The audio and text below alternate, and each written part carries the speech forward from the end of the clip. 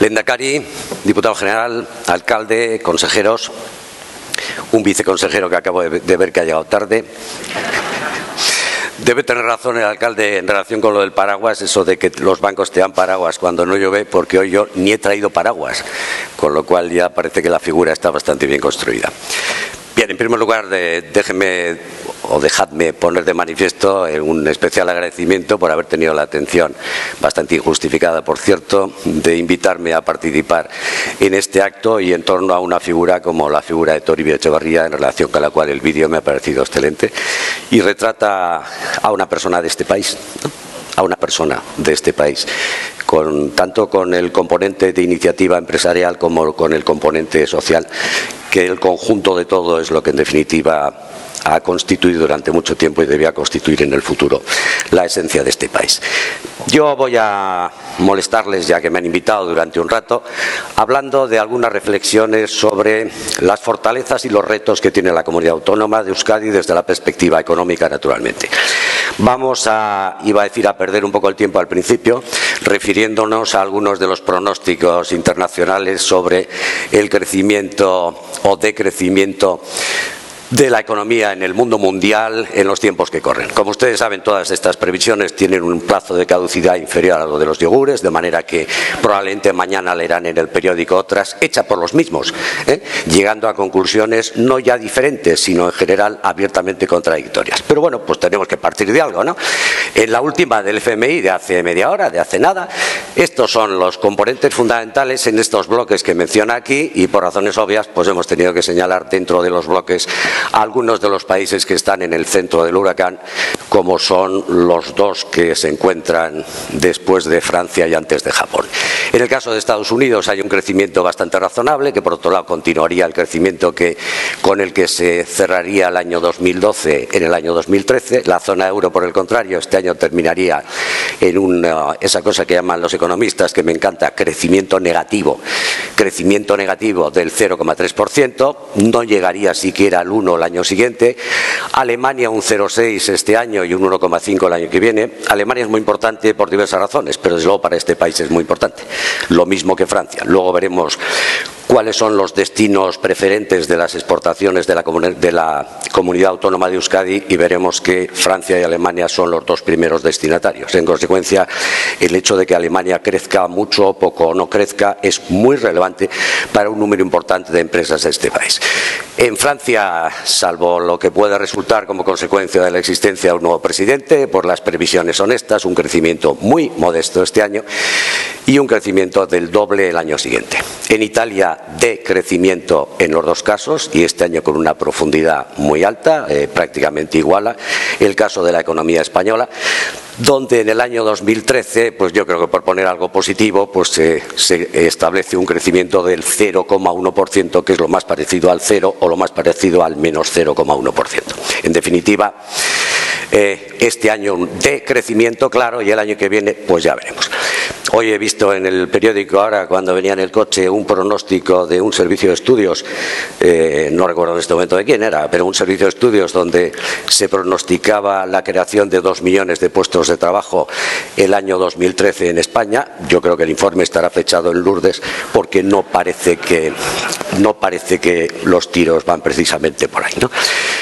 Japón, con un crecimiento más o menos sostenido, y el Reino Unido, que por cierto, como los periódicos que más influyen están escritos en inglés o en ese idioma parecido al inglés que hablan en Estados Unidos, no aparece nunca, ¿no? Pero que tiene unos números en alguna de las rúbricas fundamentales de descripción de la realidad económica francamente mejorables en casi todas las rúbricas. Desde el punto de vista de la economía española, de manera más precisa, bueno, además de la del FMI, el menos 1,8 que hemos dicho antes, aquí ven otras, todas empiezan con el signo de menos, pues en un pañuelo de menos 1 a menos 1, no sé qué. Desde luego está más cerca del menos 2 que de cualquier dato que parezca positivo. La evolución del IPC No parece que vayamos a tener un problema de inflación precisamente, a pesar de la señora Merkel, ¿no? Pensar que en este momento la inflación constituye un problema es no tener hecho el más mínimo análisis de la realidad. No es ningún problema. Es verdad que los alemanes desde la Primera Guerra Mundial, no ya la Segunda, ¿no? El tema de la inflación lo tienen en mitad, en el centro de su cabeza, pero es ridículo que en este momento nos preocupemos por la inflación en vez de por el crecimiento y por el empleo. La tasa de paro, bueno, pues que hablar de la tasa de paro en el caso de España, es razonable pensar, salvo ese servicio de estudios, no lo sé, que este año y el siguiente crezca con toda seguridad. Y solamente en el famoso segundo semestre del año siguiente, que es también otra cosa que me encanta de los economistas, siempre cambia el segundo semestre del año siguiente al año en que estamos. Pues bueno, solamente en el segundo semestre del año 13 cabría la posibilidad de que hubiese alguna reducción. El objetivo de reducción del déficit en cualquiera de sus porcentajes, en el que estaba inicialmente previsto o en el levemente rebajado en este momento, es sencillamente imposible. Es sencillamente imposible.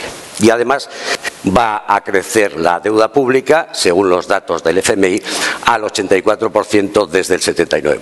Ciertamente no es un crecimiento espectacular, pero bueno, es un crecimiento que, por ejemplo, compara, en este caso con mejor posición en la comparación, con el Reino Unido, sin ir más lejos. Pero bueno, no es lo mismo escribir periódicos en inglés que en otro idioma.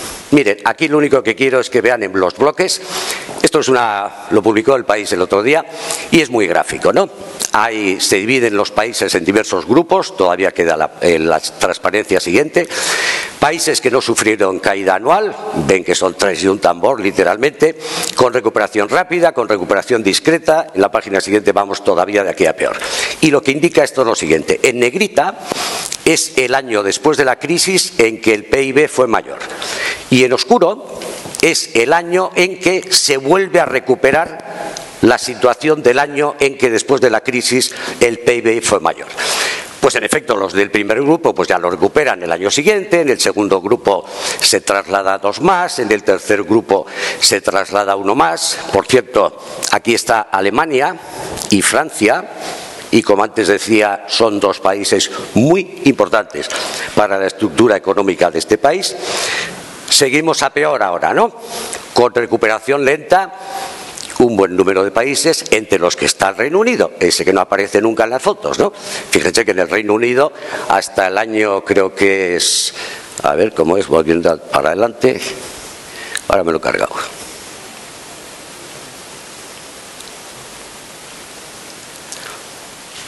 El año 14. Y luego finalmente hay un grupo de recuperación muy lenta. Aquí se encuentra sin duda España.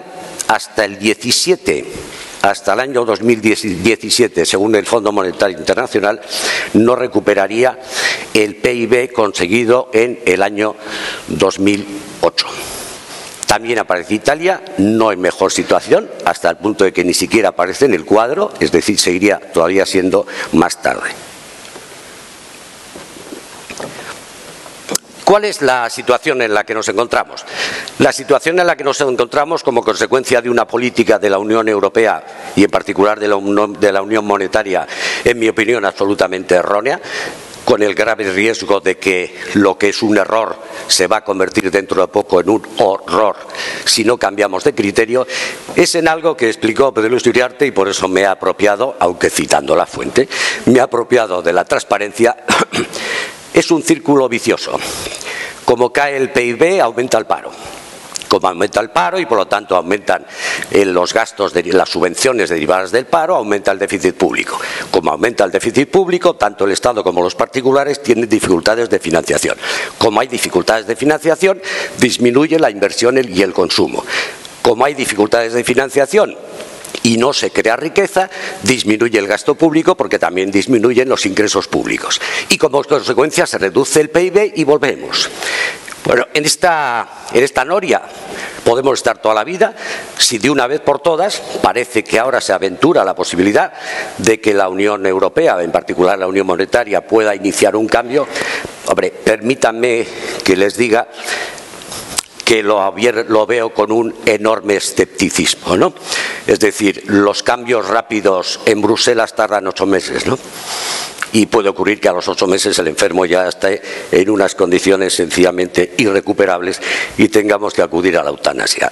Bueno, siempre es mejor de todas maneras, ¿no?, que empecemos a cambiar el criterio, que la consolidación fiscal, eufemismo tremendo, que representan recortes, ¿no? Pero en fin, que la consolidación fiscal es algo absolutamente imprescindible, creo que puede dudarse de ello con muy poco fundamento. Ahora bien, que solamente exista consolidación fiscal sin medidas de incentivo de la actividad económica, yo creo que es un gravísimo defecto de la política económica de la Unión Europea, a la que arrastra también a buen número de países, algunos más o menos forzados a hacerlo, otros más o menos encantados de hacerlo, pero a la que arrastra a buen número de países de Europa. El caso de los griegos. A mí me parece que los griegos tienen 10 años de recesión en el caso más favorable, en el caso más optimista.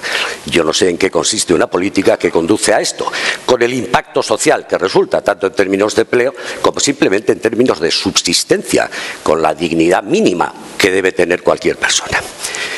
Bien, esta era la foto que quería darles de cuál es el marco en eso que se puede llamar desde el punto de vista coloquial el mundo mundial y por dónde van los tiros y sobre todo por dónde debieran ir, porque solo con recortes no vamos a ninguna parte, o por ser más preciso, vamos a la peor parte de las partes que podemos elegir a dónde ir.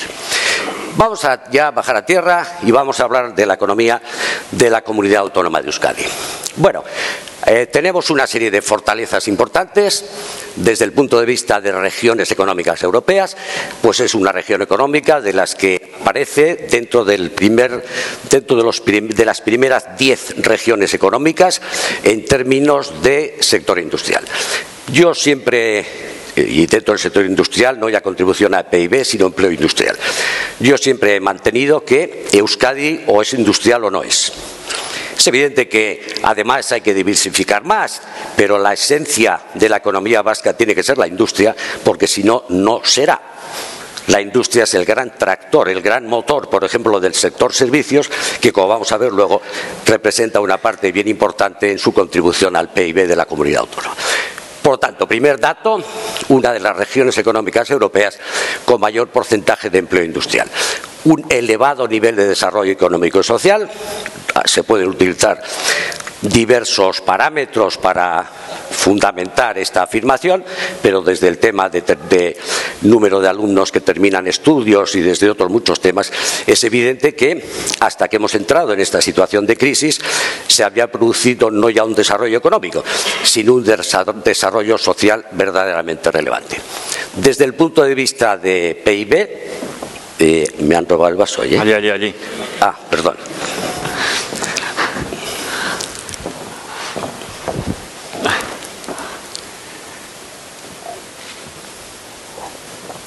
Si nos referimos al Estado español, sobre una media 100 tendríamos un PIB de 138,5%, por lo tanto por encima de la media notablemente, y si nos referimos a base 100, la Unión Europea a 27, es decir, la grande, tendríamos un 132 sobre la media. Es verdad que está creciendo el desempleo y es evidente que constituye una de las preocupaciones mayores, pero déjenme que lo diga, y casi tengo hasta miedo de decirlo, ¿no? Porque teniendo en cuenta que estamos hablando de cifras de 2 dígitos, pues cualquier aproximación a este problema que implique un mínimo de satisfacción es evidentemente un sacrilegio, pero bueno, déjenme constatar simplemente, sin perjuicio de lo que acabo de decir, pues que es prácticamente la mitad de la tasa de desempleo que existe en el conjunto del Estado español. En general, el comportamiento, luego me voy a referir a uno que es muy importante, que es el de las exportaciones, el comportamiento de la economía vasca es mejor en términos relativos que en el Estado desde que estalló la crisis. Es verdad que las crisis en Euskadi se producen con un cierto retraso, empieza antes en el conjunto del Estado español y un poco más tarde. También nos suele ocurrir a veces que el año 80, por ejemplo, empieza un poco más tarde, pero salimos un poco más tarde. Bueno, pero este país ha superado la crisis de los 80, cuando la margen izquierda tenía tasas de paro de prácticamente el 30%. Desde luego en los jóvenes estaría más o menos como estamos ahora, casi en un 40 o 50% de paro, lo cual es algo socialmente sencillamente inasumible. Con un esfuerzo muy importante en aquel momento de las centrales sindicales, y yo recuerdo 3 personas, porque al final todas estas cosas tienen cara y ojos y nombres y apellidos, ¿no? Desgraciadamente 2 ya no están con nosotros, ¿no? El tercero, que era el líder de UGT en todos estos temas en relación con la crisis, era nuestro buen amigo José Luis Corcuera, ¿no? Estas centrales sindicales y Adegi, la patronal de Guipúzcoa, yo creo que tuvieron una contribución decisiva a que se pudiera superar, con la ayuda de las instituciones, la enorme crisis de los años 80. Luego vino la crisis de los 90, 91, 92, y también salimos adelante. Déjenme mandar un mensaje de optimismo. Ya sé que esta crisis es distinta.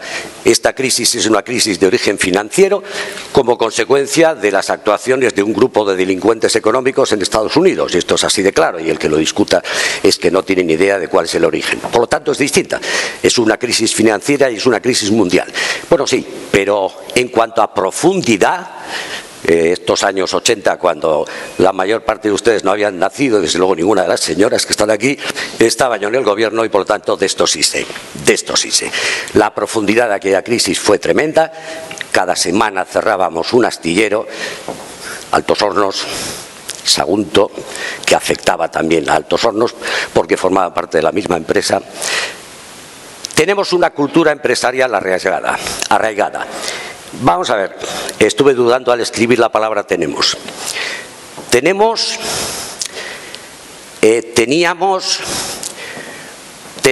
pero estamos a punto de perderla. Este país lo hicieron un conjunto de empresarios que un día decidieron arriesgar, empezaron con una cosa muy pequeña, los domingos después de ir a misa iban a la fábrica, supongo para saber si seguía estando, porque naturalmente estaba cerrada, ¿no? Pero bueno, iban a la fábrica, miraban, coño, pues sí, sigue la fábrica en pie, y se volvían. Este país, prescindiendo de las grandes empresas, este país, las pymes, que son el tejido industrial de este país, lo crearon ese tipo de personas. El cambio de generaciones, la sucesión de generaciones en los empresarios auténticos creadores de riqueza empieza a matizar bastante esto, ¿no? Probablemente en el paso de la primera generación son hijos que incluso han estado vinculados trabajando dentro de la empresa, bueno, ahí nos mantenemos bien. En la segunda generación ya hay un porcentaje que no está vinculado a la empresa, que tiene otro tipo de actividades. En la tercera sigue existiendo espíritu empresarial. Yo creo que este es un elemento esencial de este país, la existencia de esta cultura empresarial, el orgullo de que no basta hacer las cosas de cualquier manera, sino que es mejor hacerlas bien que mal. Ojalá esté equivocado. Otro dato importante, es evidente que en términos de contribución a PIB, por ejemplo, esta estructura económica no tiene nada que ver con la que pondríamos si estuviésemos hablando de la economía española en su conjunto. La industria aparece con el torno de un 25%, como sabe el consejero de Industria, pues en unos casos es el 25%, en otros casos leemos el 24,8%, el 26%. Lo importante es que una parte relevante de la parte de servicios son servicios vinculados a la industria. En algunos casos se trata de servicios tan vinculados a la industria que son simplemente outsourcing de la industria. De manera que algunas actividades son más rentables contratándolas fuera que desarrollándolas dentro de la empresa. Por lo tanto, este 24% en términos reales tiene que crecer en muchos puntos porcentuales con cargo al sector servicios. Es notable que la contribución de la parte de construcción al PIB no guarda punto de comparación con lo que ocurre en el caso de la economía española. En nuestro tejido hay, por un lado, grandes empresas tractoras y, por otro lado, un potente tejido en pymes. Se ha hecho un enorme esfuerzo en innovación, salvo que me desmienta el consejero de Industria, en este momento estaríamos en un 2,6% sobre el PIB, superior al de la economía española, superior a la media de la Unión Europea. Yo creo que está empezando a producir frutos la importante labor de la administración pública fomentando la innovación y asumiendo los empresarios que en efecto la innovación es un elemento absolutamente imprescindible para salir adelante. Y la internacionalización. Y en esto me voy a detener un momento. Evolución de las exportaciones vascas. Aquí tienen las referencias del año 10, el año 11 y bueno, las cifras provisionales del año 12. Comparen lo que significa en términos porcentuales el porcentaje de exportación. Del 17% del PIB es contribución sobre PIB del 10, pasamos al 20, en este año hay un crecimiento. Porcentaje de exportación definitivo sobre PIB, el 27% del año 10, el 32% del año 11, que compara con la economía española y representa prácticamente 10 puntos porcentuales en cada año, distancia que se sigue manteniendo. Aquí he traído datos de cuáles son los porcentajes de exportación sobre PIB de otros países relevantes. Bueno, Alemania y Países Bajos evidentemente nos superan de manera notable, pero bueno, si se fijan ustedes en los dos del intermedio, tenemos unos porcentajes de exportación sobre PIB bastante razonables. Esto hace que la balanza comercial de la Comunidad Autónoma de Euskadi, si tuviésemos su balanza comercial propia, las exportaciones representan más que las importaciones, que todo el mundo no puede decirlo. Importante, destino. Antes hablaba de que si Francia y Alemania estornudan nos preocupa. Bueno, aquí lo ven. Aquí lo ven.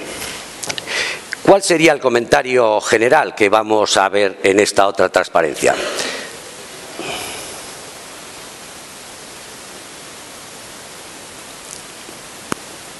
Me lo he cargado definitivamente.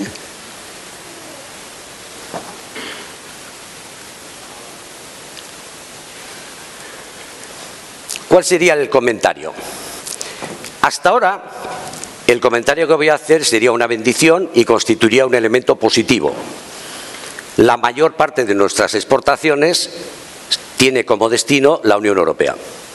Hasta ahora, como les digo, era una bendición, puesto que la Unión Europea era una zona rica, compuesta de unos países ricos con desarrollo económico y social en la mayoría de ellos y, por lo tanto, bueno, pues es un destino muy interesante. En los tiempos que corren, teniendo en cuenta cuáles son las previsiones de crecimiento que señalaba al principio, bueno, resulta que tal vez la concentración en países de la Unión Europea pues no resulte precisamente satisfactoria en los próximos años. Aparecen los famosos BRICS.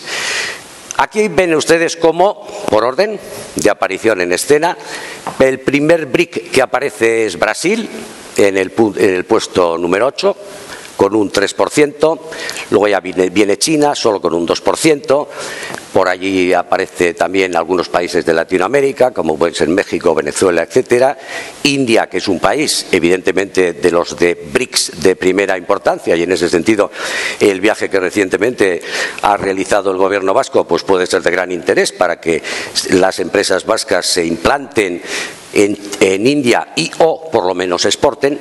Probablemente el comentario de este cuadro, ¿cuál es? Y valga la contradicción, demasiada Europa, antes primer mundo, demasiado poco BRICS. En los BRICS, estas son fundamentalmente los destinos más relevantes por continentes. En el caso de América Latina, aquí falta México, que está aquí arriba. Es frecuente hablar de México como un país sudamericano, podrá ser latinoamericano, pero lo que es sudamericano, ¿verdad? No, está aquí arriba, está aquí arriba y por lo tanto pertenece a Norteamérica. En Norteamérica muy concentrado en Brasil, menos concentrado más hacia abajo, y aquí, bueno, pues son los países típicos, ¿no? India, China y la perspectiva de Rusia. Internacionalización no solamente significa exportación. Por cierto, en exportación, además de los números y porcentajes, sería interesante analizar otra cuestión. Es si la exportación la realizamos con margen o sin margen. Porque en efecto en ocasiones se realizan muchas exportaciones, pero a precios que no son competitivos, normalmente por falta de innovación para ser competitivos, de manera que sí se exporta en cantidad, pero desde el punto de vista de generación de riqueza, pues no se produce ninguna en Euskadi. Internacionalización es exportación e implementación en países. Según Cufines, que es una iniciativa guipuzcoana de verdadero interés que se extenderá a las 3 cámaras de la comunidad autónoma, hemos pasado de 1.283 plantas, por lo tanto estamos hablando de implantación, el año 2007 a 2.266. En el caso donde se encuentran, en la Unión Europea 1.200, en Latinoamérica pues en torno de 600 y luego ya las demás que aparecen aquí. De manera que no solamente yo creo que en términos de exportación se está cumpliendo de una manera razonable, sino que también en términos de implantación. A veces es un debate que, en mi opinión, entendiéndolo perfectamente en cuanto a por qué surge el debate, hay un debate que es un poco equívoco. Se puede entender que es que si creamos una planta en China, creamos el empleo en China y por lo tanto dejamos de crear empleo en Euskadi. En muchas ocasiones, como saben ustedes, la mejor forma de conservar empleo en Andoain o en Llodio o en Durango es implantarse en China o en Chequia o en México o en Brasil. De manera que no solamente se garantiza la subsistencia de la empresa, sino que los puestos más cualificados y la inteligencia del grupo empresarial sigue residiendo aquí. Tenemos algunos retos, hay algunas fortalezas, porque bueno, vamos a darnos un homenaje de un cierto optimismo, teniendo en cuenta que nos pasamos el día llorando, ¿no? Bueno, tenemos algunos retos importantes, algunos físicos. Tenemos el tamaño que tenemos, tanto en términos de superficie como en términos de población, lo cual determina una densidad verdaderamente notable. Como país tenemos un determinado tamaño. Buen número de empresas dentro de ese conjunto de pymes que son la estructura básica. Las empresas grandes son tractoras, gracias a las cuales en una buena parte viven las pymes, pero las pymes son absolutamente insustituibles en la estructura económica de este país. Tenemos un tamaño de empresas. Tamaño de empresas que en este país el tema de las fusiones, y para qué les voy a contar si hablamos del mundo financiero, ¿no? Pero no quiero hablar de eso, el tema de las fusiones no es precisamente al parecer una tarea sencilla, ¿no? No es una tarea sencilla. Eso de integrarse genera un montón de problemas, de resquemores y hasta se saca a colación de qué equipo de fútbol es cada uno, ¿no? Bueno, no es un país proclive a las alianzas. Yo creo que, sin embargo, el reto fundamental es el de las alianzas. Las alianzas, el reto fundamental para solucionar este problema del tamaño. El tamaño en sí mismo no resuelve nada. Contribuye a resolver bastante. El tamaño en sí mismo no dice nada, pero contribuye a resolver bastantes cosas. Por ejemplo, el tamaño nos permite tener más músculo financiero para invertir más en innovación. Nos permite tener más músculo financiero para aguantar mejor las situaciones de crisis, para ver cómo podemos financiar la implantación en otros países. Necesitamos más tamaño. Aquí se ha empezado por algo que no es poco, y es en definitiva, pues a través del tema de los famosos clúster, etcétera. Bueno, vamos a ver, seguimos siendo cada uno independientes, pero nos ponemos de acuerdo en hacer algo en común que nos venga bien a todos. Yo creo que es una fase muy importante, pero yo creo que necesitamos buscar una fase ulterior vía alianzas. Yo he puesto aquí dos ejemplos que me parece, y concluyo con ello para no aburrirles más de lo estrictamente imprescindible, dos ejemplos que nos deben hacer pensar nada más. Finlandia, Nokia. Finlandia tiene 5.200.000 habitantes. Es evidente que 5 millones es el doble de 2 millones y pico, pero bueno, quiero decir que no estamos hablando de comparar los 2.200.000 de señores y señoras de Euskadi con un país de 100 millones. Estamos hablando con un país del doble, pero del doble que son 5 millones, vamos, que viene a ser unos cuantos barrios de México Distrito Federal, ¿no? Por lo tanto, son términos equiparables. Finlandia estuvo en los principios de los años 90, cuando la crisis económica, en una situación parecida a la crisis económica de aquella, en una situación parecida a como nos encontramos ahora en la economía del Estado español, con un decrecimiento notabilísimo del PIB, con un paro del 19%, que para un país nórdico es una cosa absolutamente incomprensible, y Finlandia decidió apostar por la innovación. Dentro de la innovación hay tres empresas relevantes: una empresa energética, una empresa de ascensores, KONE, esos que vemos en algunos sitios, que el ascensor es KONE, y la estrella Nokia, en el ámbito de las telecos, en el ámbito de las telecomunicaciones. A principios de los años 2000, Nokia valía en bolsa 300.000 millones de dólares, que es el doble del presupuesto de la República de Finlandia. El mes pasado, 21.000 millones. ¿Qué es lo que le pasó a Nokia? Lo que le pasó a Nokia es lo que peor nos puede pasar a nosotros en cualquier momento. Y no lo digo ahora que estamos en una situación de crisis. En Nokia estuvieron encantados de haberse conocido. La autocomplacencia es casi peor que el pesimismo. Estuvieron encantados de haberse conocido. Y mientras los de Nokia estaban encantados de haberse conocido, Apple inventa el iPhone, se inventa la BlackBerry, y de cuotas de mercado en telefonía móvil del 60 y pico % se pasan a cuotas de mercado del 11%. Y de valer 300.000 millones a valer 21.000 millones. En enero del año pasado, Nokia llega a la conclusión de que no tiene más remedio que aliarse con alguien, y se alía con Microsoft. Vaya, ya lo he cagado otra vez. Y se alía con Microsoft. Tarde. Yo creo que este es un tema, y el señor consejero de Industria seguro que lo tiene contemplado, este es un tema sobre el que tenemos que reflexionar. Necesitamos alianzas que no implican desaparición, alianzas. Les pongo otro ejemplo. Como saben ustedes, el día que Francia entre en la Unión Europea va a ser un acontecimiento histórico a nivel del mundo mundial, ¿no? Es un país que hace lo que quiere, no cumple ninguna normativa comunitaria. Las ayudas estatales que le preocupan al señor consejero de Industria, si fuese ministro de Industria francés, le ocuparían aproximadamente 3 minutos de preocupación al trimestre. Bien, Peugeot es Francia, coño, ¿eh? O sea, un tema emblemático, Francia. Pues bueno, Peugeot, Francia, hace unos meses ha llegado a un acuerdo con General Motors. Tampoco es que ha llegado a un acuerdo con una empresa del sector de quinta división, con General Motors, la número uno. Dos ejemplos. Sobre esto tenemos que reflexionar. ¿Tenemos que esperar a lo de Nokia cuando ya es tarde? Podemos servirnos de un ejemplo que yo creo que es bien simbólico. Estamos hablando de Francia y de Peugeot, donde han entendido que para ser competitivos tienen que aliarse con alguien, y nada menos con un yanqui y con el número uno del sector. En definitiva, y perdón por el rollo que les he soltado a ustedes, en definitiva, en este país tenemos un conjunto de fortalezas muy importantes. No perdamos los valores tradicionales y estemos abiertos a los cambios que se producen en el mundo.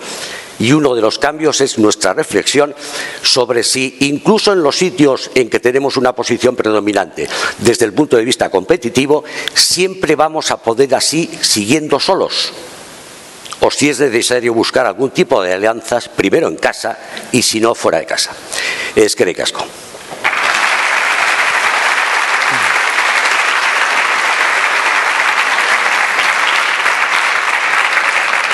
Mila esker, Mario Fernández jauna.